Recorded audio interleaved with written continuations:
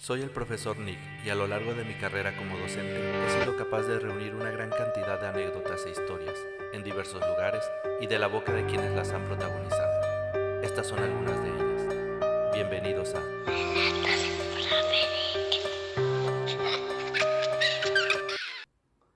Bienvenido seas a Relatos del Profe Nick.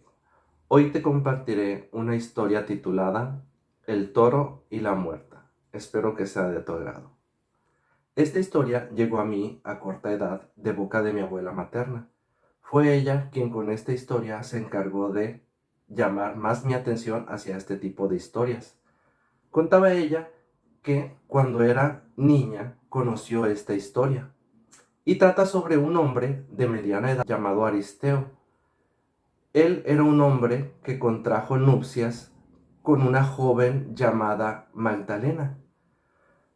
Aristeo era un hombre de carácter muy fuerte, era muy trabajador y también muy bueno para hacer negocios. Esto le valió para poder hacerse de un gran capital y poder tener tierras y animales.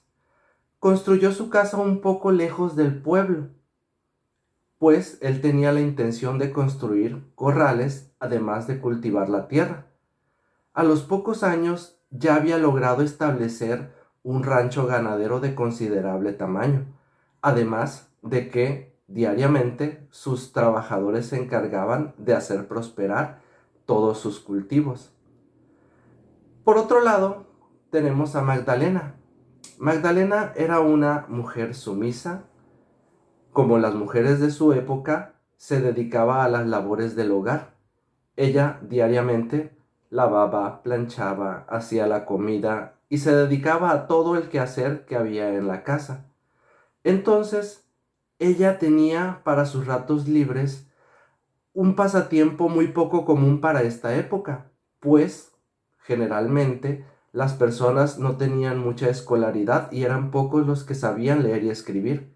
Y ella lo que le fascinaba hacer en su tiempo libre era leer.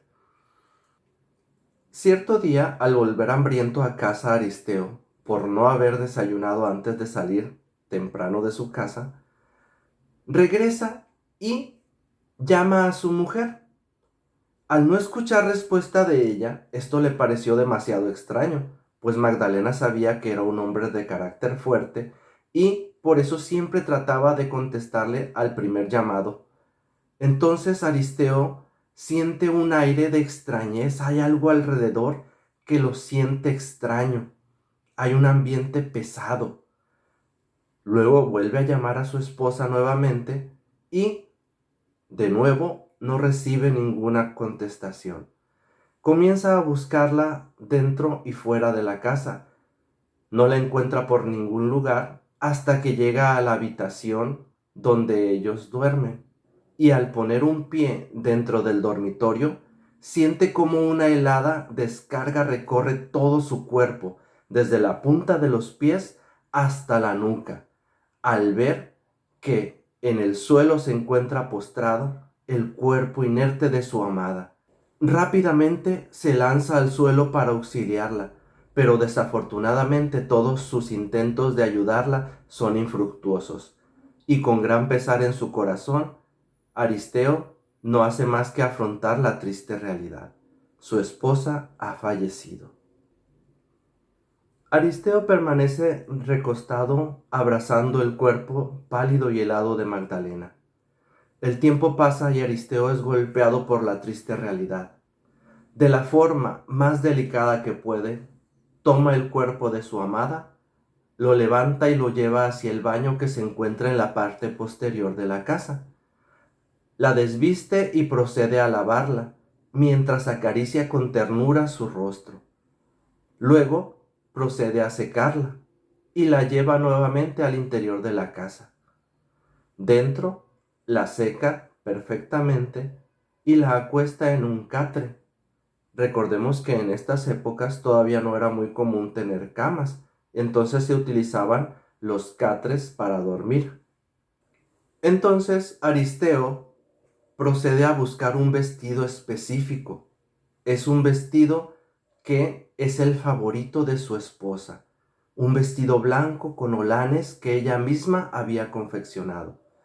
Procede entonces a cambiarla y la acomoda nuevamente en el catre para después taparla completamente con una sábana blanca. A pesar de su dolor, tiene que dejar el cuerpo de su amada, pues debe realizar los preparativos para el funeral, además de avisarle a los parientes que viven en el pueblo. Entonces procede a cerrar toda la casa, sale afuera, se dirige al establo y toma una carreta a la cual amarra 2 caballos que normalmente los utiliza para llevar la mercancía desde su rancho al pueblo cuando lo lleva a vender. Entonces emprende el camino hacia el pueblo.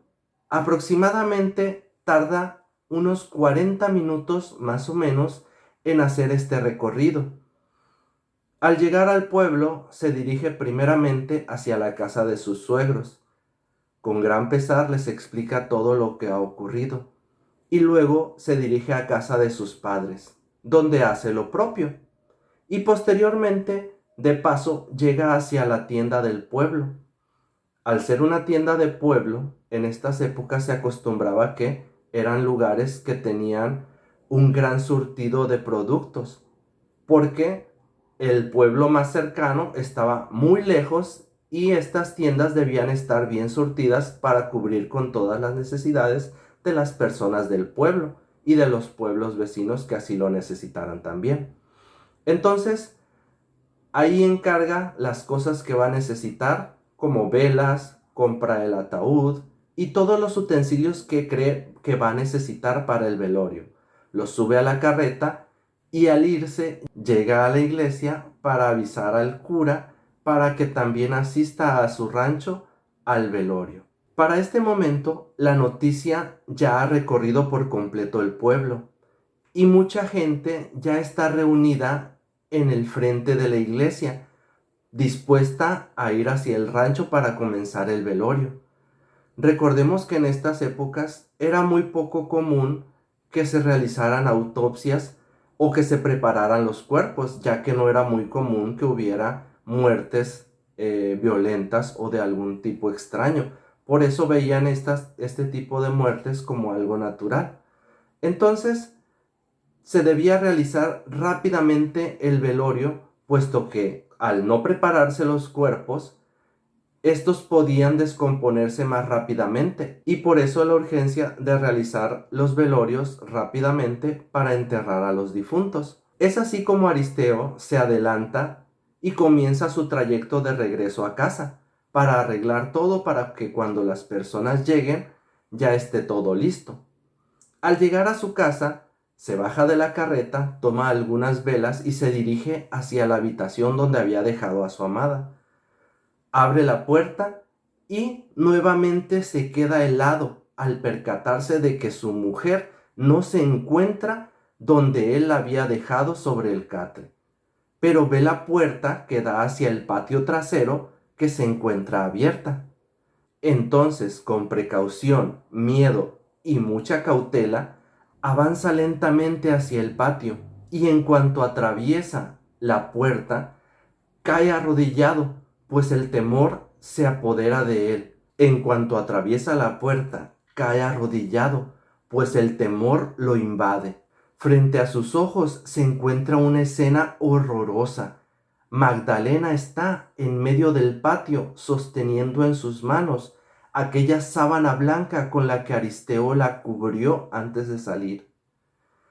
Frente a ella hay una bestia enorme, de un pelaje rojizo. Tiene forma de un toro de más de 3 metros, que se posa furioso y resoplando frente a la mujer. De un momento a otro, aquella bestia embiste a la mujer y logra clavarle los cuernos. Sangre y más sangre brota de un lado para otro, y aquella bestia agita y zarandea el cuerpo de Magdalena de un lado a otro. La lanza hacia un lado. Magdalena recobra el sentido, se levanta, toma nuevamente la sábana y comienza a torear nuevamente a esta bestia. El animal, furioso, vuelve a repetir el acto. La embiste, la encaja en sus cuernos, la zarandea y la arroja de un lado a otro. Más y más sangre bañan todo el patio. Aristeo, al ver esto, se queda mudo, no puede ni siquiera parpadear. Aquella escena tenía muerto de miedo a Aristeo, quien en un momento de lucidez logra retomar fuerzas en sus piernas y salir corriendo hacia el pueblo. No tarda mucho en encontrar a las personas que venían desde el pueblo, quienes al verlo en ese estado pensaron que se encontraba así por el dolor de la pérdida de su esposa, pero en cuanto Aristeo pudo hablar, les contó todo lo que había observado. Al no creerle, todos juntos llegaron hasta el rancho y al entrar a la casa no encontraron nada, pero al salir hacia el patio trasero, aquella escena los dejó sin habla. Charcos y más charcos de sangre por todos lados. Y como la cereza sobre el pastel, en medio de todo esto se encontraba aquella sábana que Aristeo les había contado, empapada en la sangre de Magdalena. Buscaron el cuerpo de Magdalena durante varios días, pero nunca lo encontraron. Aristeo perdió la cordura desde este día, y después de este macabro suceso, la gente del pueblo rumoraba que Magdalena practicaba la brujería, y al ser una fiel sirvienta del diablo, éste había venido en la forma de este toro rojo para llevarse el cuerpo de su fiel sirvienta. Esta historia me fue contada a mí, pero recuerda que entre creer y no creer, tú tienes la última palabra. Nos vemos la próxima. Y recuerda que entre creer y no creer,